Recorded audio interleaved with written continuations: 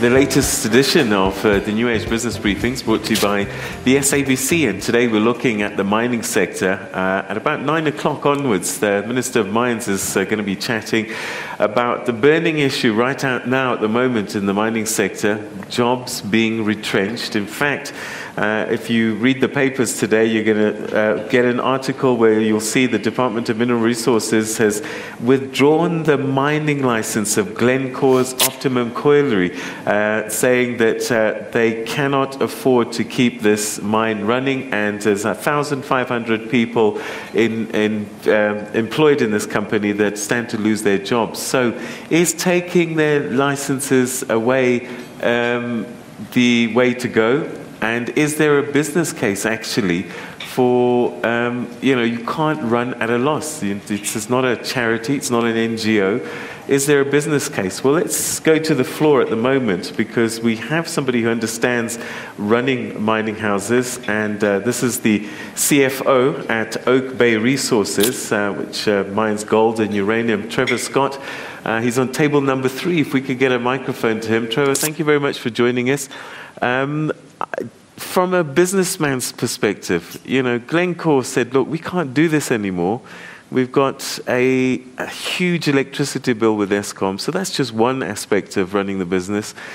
Can you afford the wages that are being demanded by labor? What are the challenges that mining houses are facing? What's your side of the equation?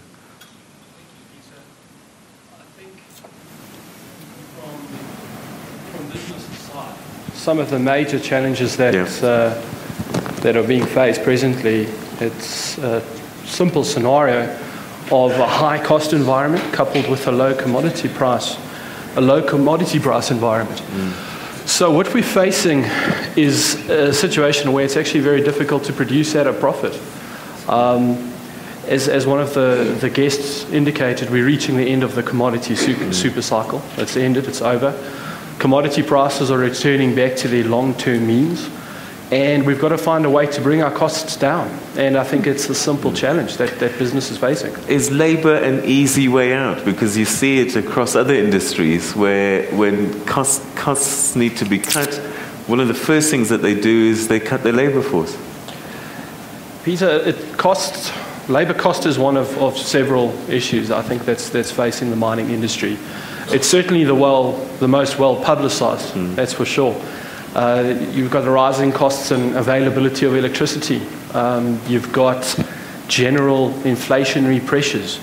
But labour seems to be obviously it's normally one of the biggest cost items on any company's income statement. And it's the one they'll probably manage the most aggressively. Yesterday, Deputy Minister Oliphant said that some mining houses are making money, which suggests that maybe it's that the other mining houses who claim not to be making money are just not managing their businesses properly. Is that a fair comment? It's a difficult one to comment on without looking at each company on a case-by-case basis.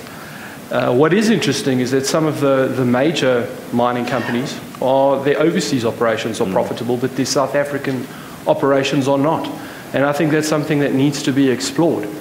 Okay, all right. We'll come back to you a little bit. I'm just trying to make sense of this. We've got Labour saying we're not getting paid enough. How is it that these businesses can be profitable in other parts of the world, and when it comes to South Africa, all the wheels come off, and it seems as if the South African worker doesn't have much, doesn't have housing, doesn't have all sorts of things that his counterparts abroad has. Let me start with you, Clive. What is happening abroad that's not happening here? Efficiencies. So better planning creates better response in times of volatility. So when mining sectors, for example, your Australian guys, your BHP, Billiton, they plan much more effectively. They understand the environment in which they play in. And you can see already now they've already started to dump some of their South African mines because they're not making the same margin that they should be. We understand, obviously, shareholders also play a vital role because they want to see. The problem with the South African context is that we have not resolved the issue from the beginning. So now now we're talking about the turn of the commodity prices falling, but at the same time, what have we done before that? So we've enjoyed this rally all of a sudden, and all these billions have come out of the country, out of this raw soil of ours, and it's gone now, it's invested in overseas companies, and now our people are still starving at the same time. So we have to ask, what is it that they did when the rally was still going, to make sure that in times of turmoil, when the volatility hits, then the money. I'm talking to business. I'm asking business. Because we know that some of these companies are taking out of this country billions on a yearly basis that are invested, like dual-listed companies that are listed on the London Stock Exchange, that are listed in the New York Stock Exchange as well. So the question is that showing interest in the very grounds in which you have invested, where you've put labor there to make sure that you get the profits that you want? So the sacrifice has to come from business as well. You were talking about wages, for example, of CEOs. That hasn't gone down. That's continued to escalate. So the question is, who's at fault here? You understand? When businesses started coming into South Africa, when they started operations, I still look at Mpumalanga as a typical example in the coal mines where people were giving housing. If you were looking at people were living in a better state, you know, but all that has gone. They've cut down on everything else whilst the profit had continued to grow. Now that the turn has come, it seems like now it's everybody's fault but the business, and I don't think that's a fair comment. Mamokgethi, your thoughts? It is interesting because also the current turmoil in the mining industry really speaks to the fact that the mining industry itself has failed to respond adequately to the people who are involved in it, and namely the workers and the communities that they are servicing. And often the mining industry will say, but it is not our place to service the communities. But one of the requirements of the license is that you must develop the area within which you are operating. And that hasn't happened. And this is where the DMR, the Department of Mineral Resources, should really come out strong to say, why hasn't there been a sustained and clearly visible community development in the areas that you are operating on? Because some of them will say, in the mining industry will say, but we do so much with our CSI programs. Of course they do. You'll find that some of the CSI programs are funding students who are studying engineering and geology. However, are those students from the communities with which they are mining?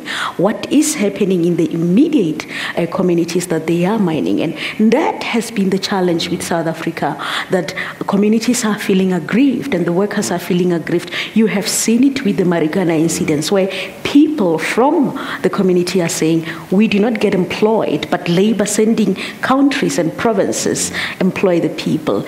And this is where the issues are. So what you're saying, that there is no accountability. You've got the charter, you've got the goalposts, but the mining houses are not complying, or not doing the things that they're supposed to do under their licenses, and there are no consequences to that. Indeed, and that has been one of the things, that there are no enforceable consequences. Hence, it has now become a business of ticking the boxes and making sure that we meet the criteria that are there. And therein lies the challenge to say, because there hasn't been an enforcement of such, they know they can get away with that, and they have done so.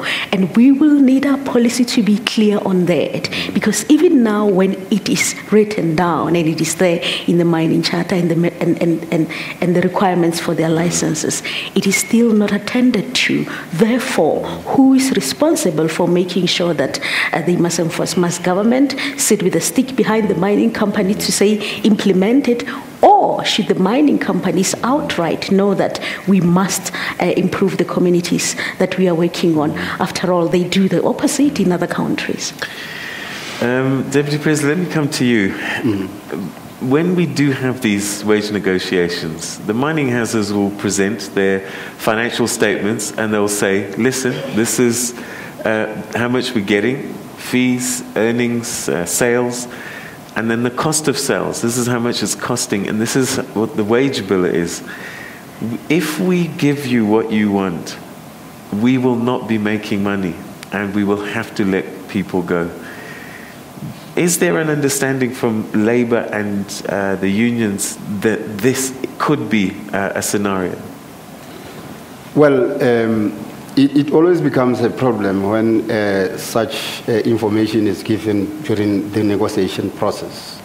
because we believe that, like I have been saying here, that South African mining companies make a lot of money, which are running other companies outside the country.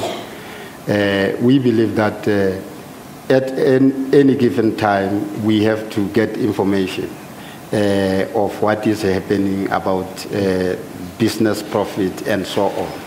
And again, making sure that there's what is called as bonus in the mining industry. This bonus is a secretive thing, which is controlled mainly by management. They know how to give who. The union got no say in that bonus. They would give anyone that they want, from your CEO, chief executive, and so on, coming down to the miners and so on.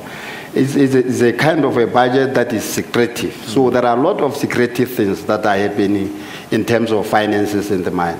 What is displayed there during the negotiations is not actually the clear fact of what is happening in the mine. So you don't have access to the figures? We don't have access so really you have no idea how much money the companies make? Why is that? They can play a bioscope during the negotiations to say the costs are this and this and this.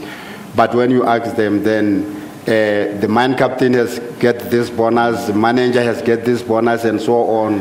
How is this bonus been budgeted?